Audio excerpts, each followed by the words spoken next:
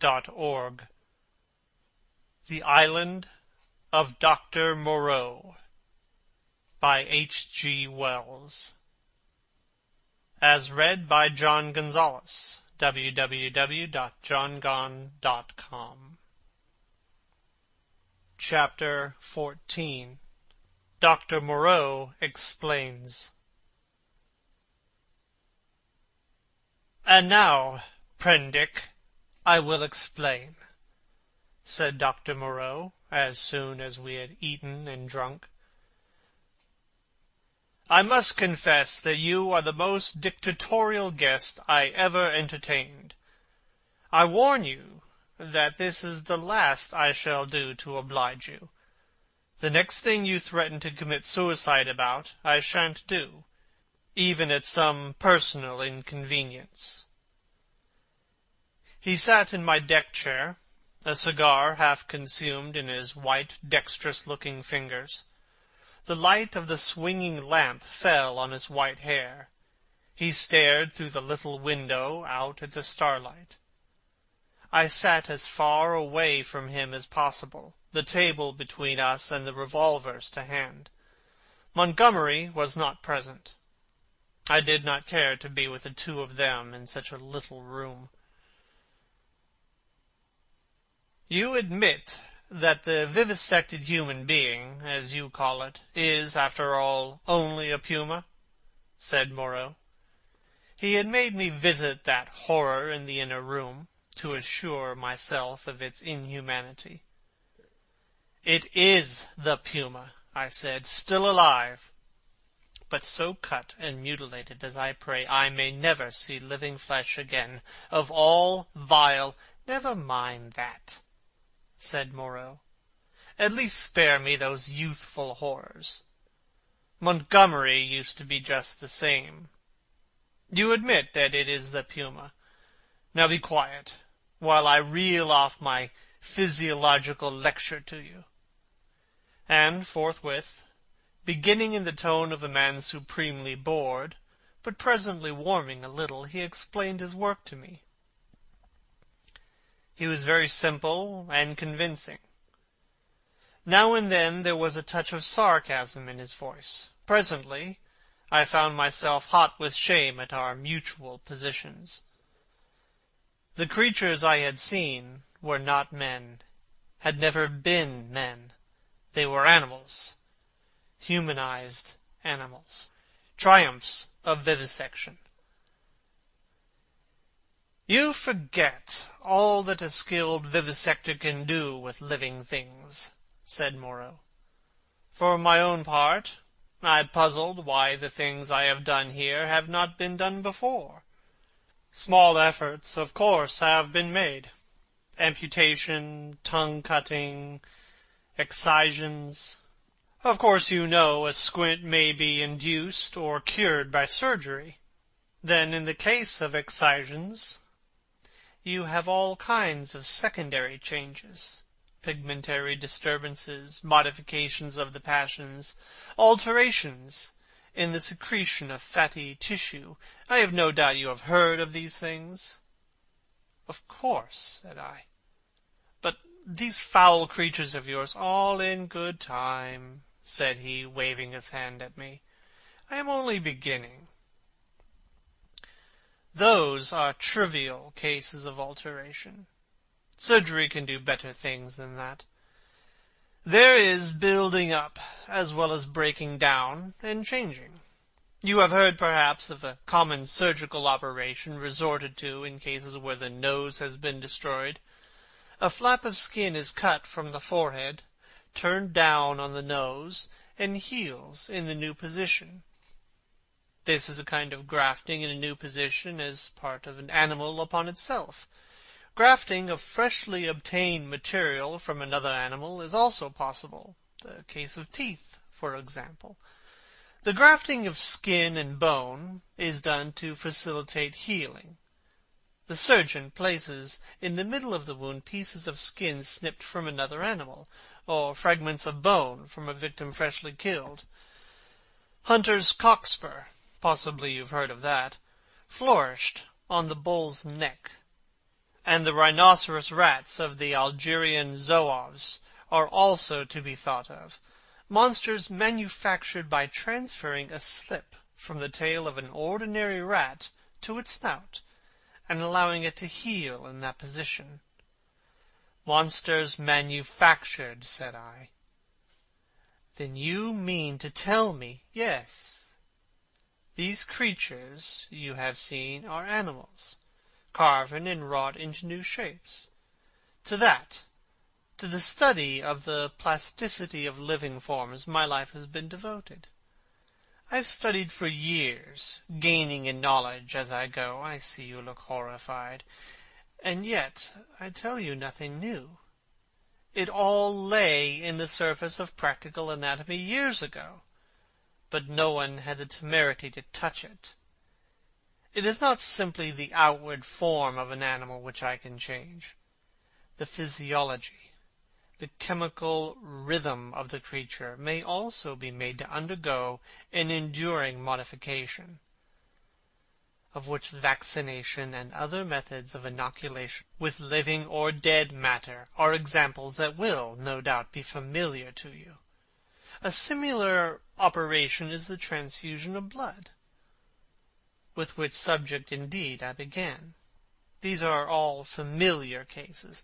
Less so, and probably far more extensive, were the operations of those medieval practitioners who made dwarfs and beggar cripples, show monsters, some vestiges of whose art still remain in the preliminary manipulation of the young mountebank or contortionist. Victor Hugo gives an account of them in L'Homme Crérit.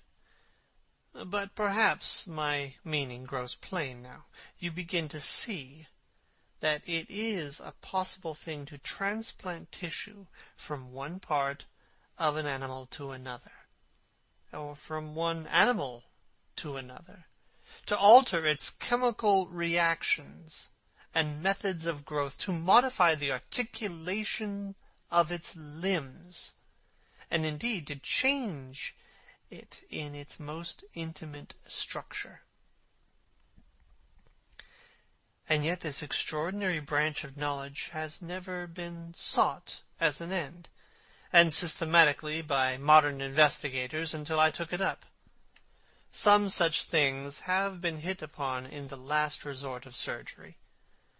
Most of the kindred evidence that will recur to your mind has been demonstrated, as it were, by accident, by tyrants, by criminals, by the breeders of horses and dogs, by all kinds of untrained, clumsy-handed men working for their own immediate ends.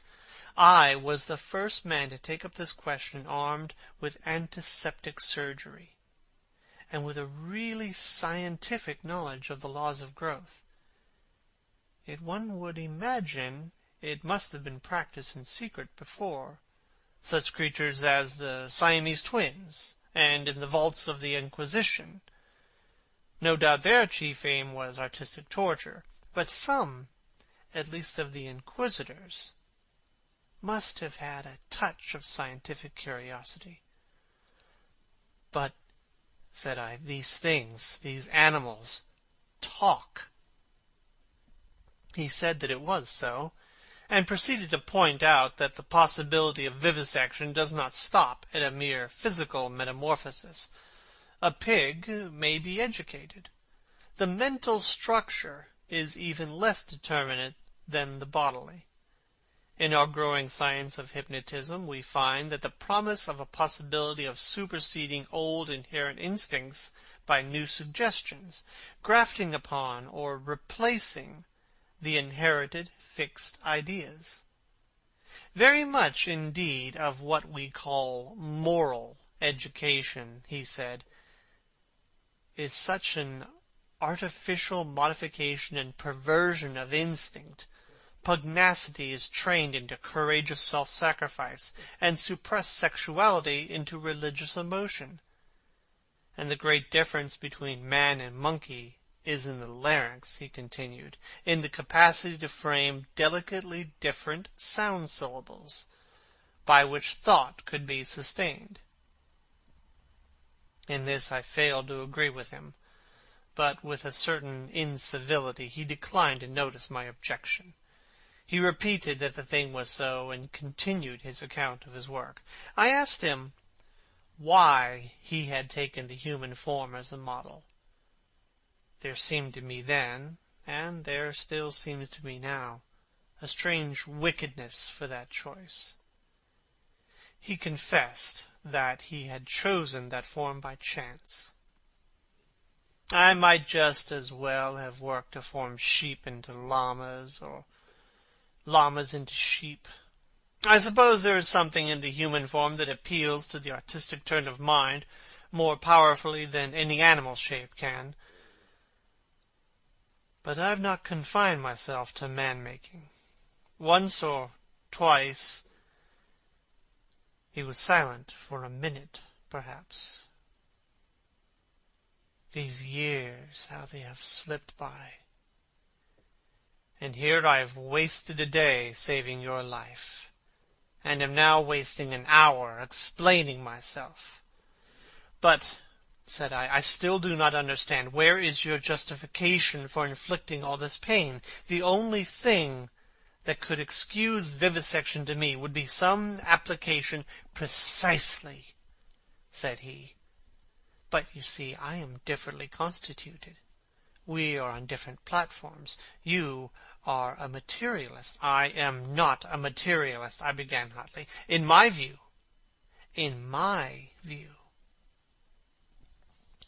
For it is just this question of pain that parts us.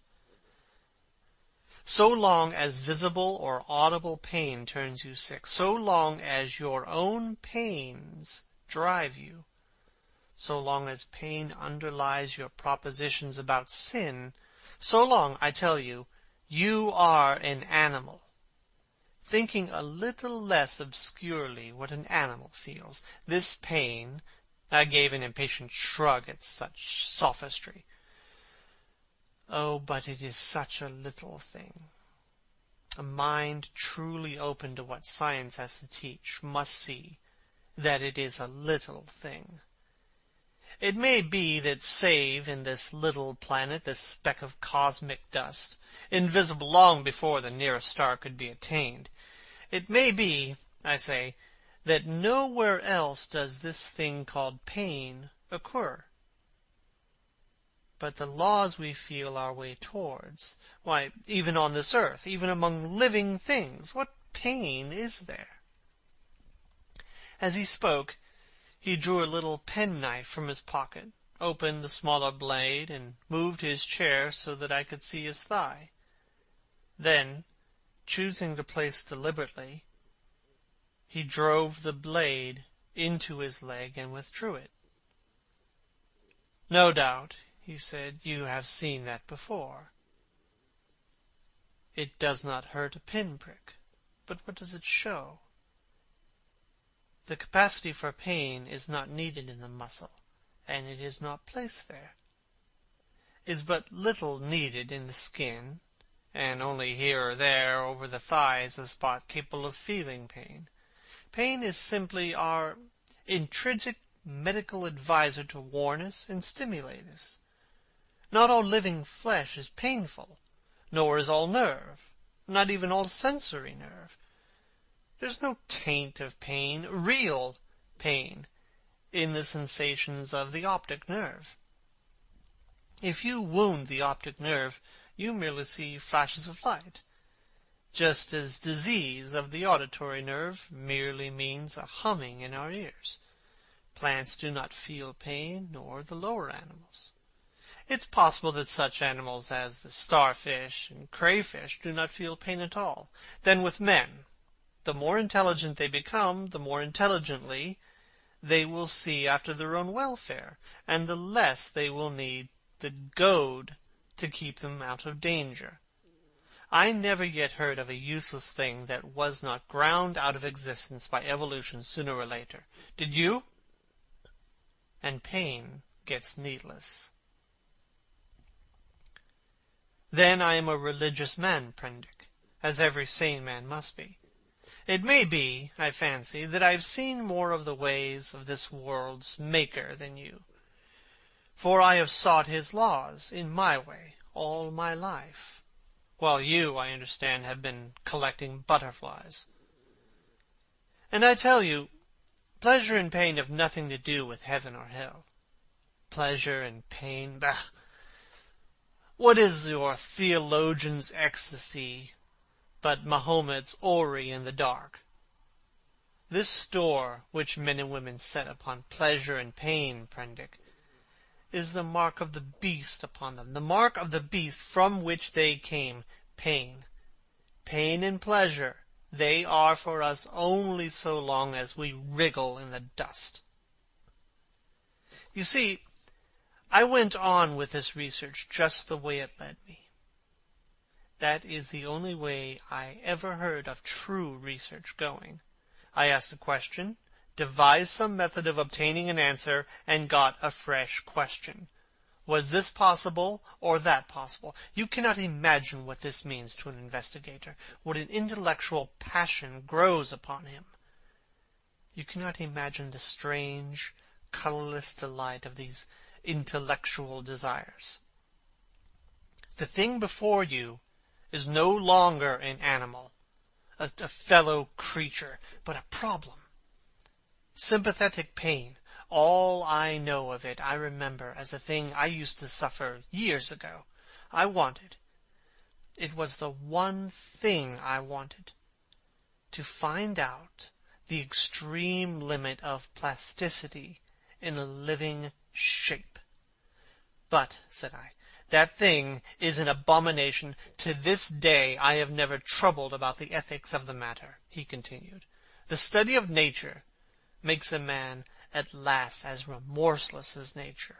I have gone on, not heeding anything but the question I was pursuing, and the material has dripped into the huts yonder. It is nearly 11 years since we came here, I and Montgomery and 6 Kanakas. I remember the green stillness of the island and the empty ocean about us, as though it was yesterday. The place seemed waiting for me. The stores were landed, and the house was built. The Kanakas found some huts near the ravine. I went to work here upon what I had brought with me. There were some disagreeable things happened at first. I began with a sheep, and killed it after a day and a half by a slip of the scalpel. I took another sheep, and made a thing of pain and fear, and left it bound up to heal. It looked quite human to me when I had finished it. But I went to it. I was discontented with it. It remembered me, and was terrified beyond imagination, and it had no more than the wits of a sheep. The more I looked at it, the clumsier it seemed, until at last I put the monster out of its misery. These animals without courage, these fear-haunted, pain-driven things, without a spark of pugnacious energy to face torment, they are no good for man-making. Then I took a gorilla I had, and upon that, working with infinite care and mastering difficulty after difficulty, I made my first man. All the week, night and day, I molded him. With him, it was chiefly the brain that needed molding. Much had to be added, much changed. I thought him a fair specimen of the negroid type when I finished him, and he lay bandaged, bound, and motionless before me. It was only when his life was assured that I left him, and came into this room again, and found Montgomery much as you are. He had heard some of the cries as the thing grew human, cries like those that disturbed you so. I didn't take him completely into my confidence at first, and the Kanakas, too, had realized something of it. They were scared out of their wits by the sight of me. I got Montgomery over to me, in a way, but I and he had the hardest job to prevent the Kanakas deserting. Finally they did, and so we lost the yacht. I spent many days educating the brute. Altogether I had him for 3 or 4 months. I taught him the rudiments of English, gave him ideas of counting, even made the thing read the alphabet. But at that he was slow, though I've met with idiots slower. He began with a clean sheet mentally, had no memories left in his mind of what he had been. When his scars were quite healed, and he was no longer anything but painful and stiff, and able to converse a little, I took him yonder, and introduced him to the Kanakas as an interesting stowaway. They were horribly afraid of him at first, somehow, which offended me rather, for I was conceited about him. But his ways seemed so mild, and he was so abject, that after a time they received him, and took his education in hand. He was quick to learn, very imitative and adaptive, and built himself a hovel, rather better, it seemed to me, than their own shanties. There was one among the boys, a bit of a missionary, and he taught the thing to read, or at least to pick out letters, and gave him some rudimentary ideas of morality, but it seemed the beast's habits were not all that desirable. I rested from work some days after this, and was in a mind to write an account of the whole affair, to wake up English physiology. Then I came upon the creature squatting up in a tree and gibbering at two of the Kanakas who had been teasing him.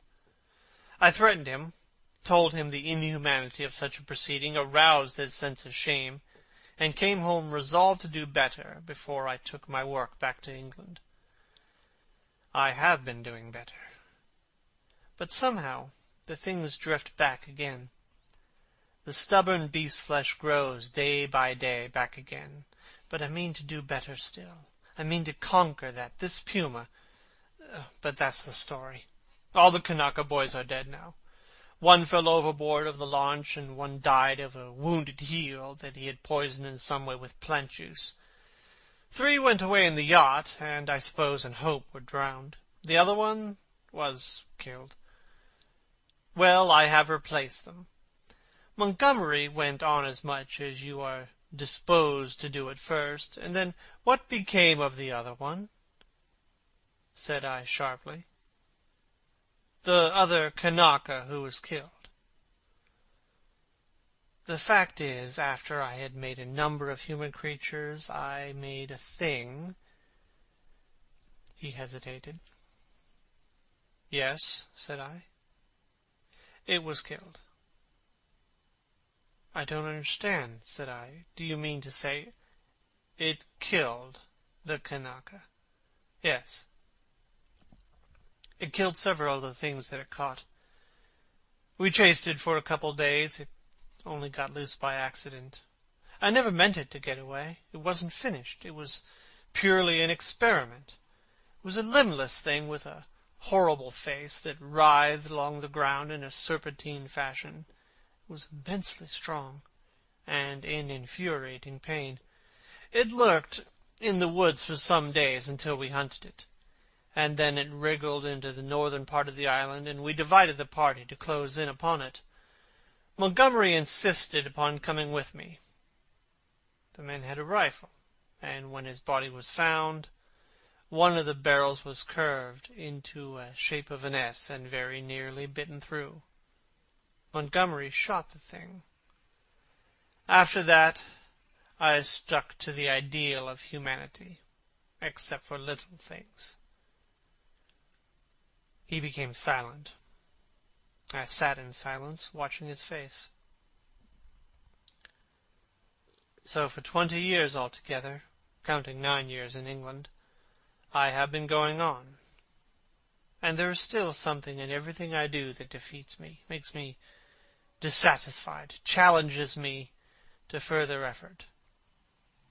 Sometimes I rise above my level, sometimes I fall below it, but I always fall short of the things I dream. The human shape I can get now, almost with ease, so that it is lithe and graceful, or thick and strong, but often there is trouble with the hands and the claws. Painful things that I dare not shape too freely. But it is in the subtle grafting and reshaping one must needs do to the brain that my trouble lies. The intelligence is often oddly low, with unaccountable blank ends, unexpected gaps. And least satisfactory of all is something that I cannot touch, somewhere, I cannot determine where, in the seat of the emotions, cravings, instincts, desires that harm humanity, a strange hidden reservoir to burst forth suddenly and inundate the whole being of the creature with anger, hate, or fear.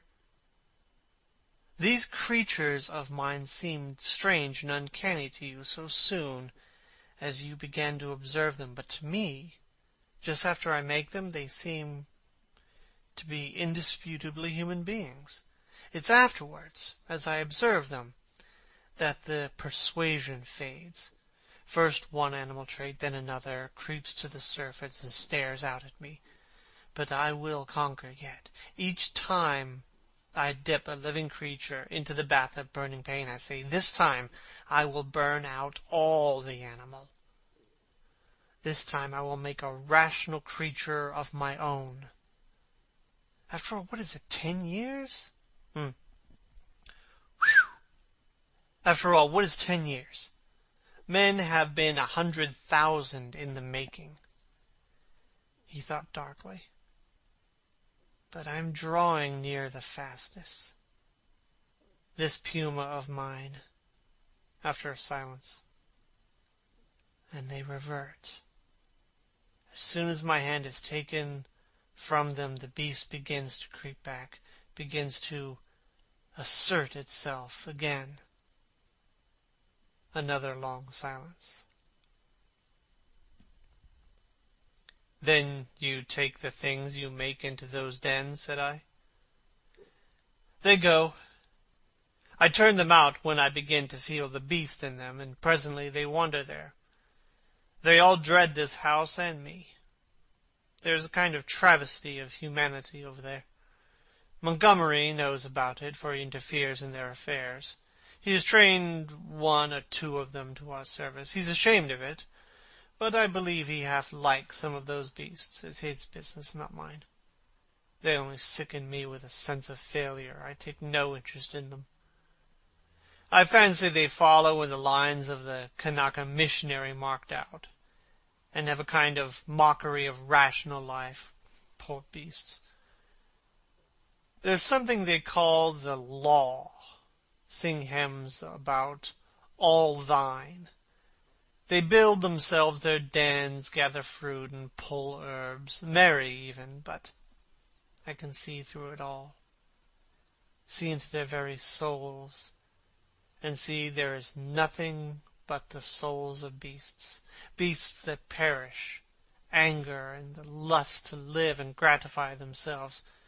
Yet they're odd, complex like everything else alive. There is a kind of upward striving in them, part vanity, part waste sexual emotion, part waste curiosity. It only mocks me. I have some hope of this puma. I have worked hard at her head and brain. And now, said he, standing up after a long gap of silence, during which we had each pursued our own thoughts, what do you think? Are you in fear of me still? I looked at him, and saw but a white-faced, white-haired man with calm eyes. Save for his serenity, the touch almost of beauty that resulted from his set tranquillity and his magnificent build, he might have passed muster among 100 other comfortable old gentlemen. Then I shivered. By way of answer to his second question, I handed him a revolver with either hand.